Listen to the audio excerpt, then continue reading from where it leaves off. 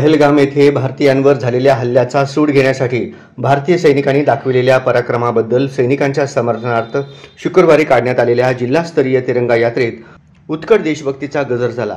राष्ट्रप्रेमी सोलापूरकरांच्या वतीने ही यात्रा काढण्यात आली।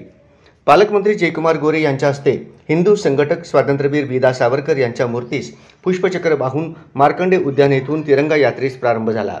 यावेळी पालकमंत्री जयकुमार गोरे, आमदार सचिन कल्याण शेट्टी, आमदार देवेंद्र कोठे, भाजपा सोलापूर पूर्वचे जिल्हाध्यक्ष शशिकांत चव्हाण, सोलापूर पश्चिमचे जिल्हाध्यक्ष चेतन सिंह केदार, भाजपाच्या शहराध्यक्षा रोहिणी टडवळकर, माजी आमदार नरसिंह मेंगजी यांची प्रमुख उपस्थिति होती। सैनिकों के सम्मान में हर भारतीय मैदान में भारत माता की जय, वंदे मातरम, छत्रपति श्री शिवाजी महाराज की जय, धर्मवीर छत्रपति श्री संभाजी महाराज की जय अशा घोषणा या प्रसंगी देण्यात येत होत्या। तसेच सैन्य दलाचा गौरव करणारे संदेश लिहिलेले फलक घेऊन तिरंगा ध्वज घेऊन हजारो नागरिक या तिरंगा यात्रेत सहभागी झाले होते।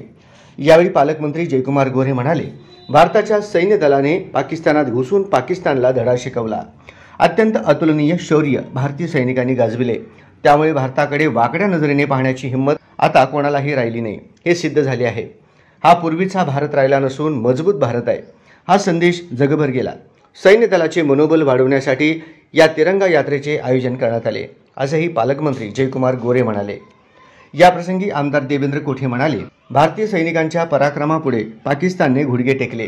निष्पाप भारतीयांची हत्या करणाऱ्या अतिरेक्यांचा सूड सैनिकांनी घेतला। त्यामुळे संपूर्ण देशभरात समाधानाचे वातावरण आहे।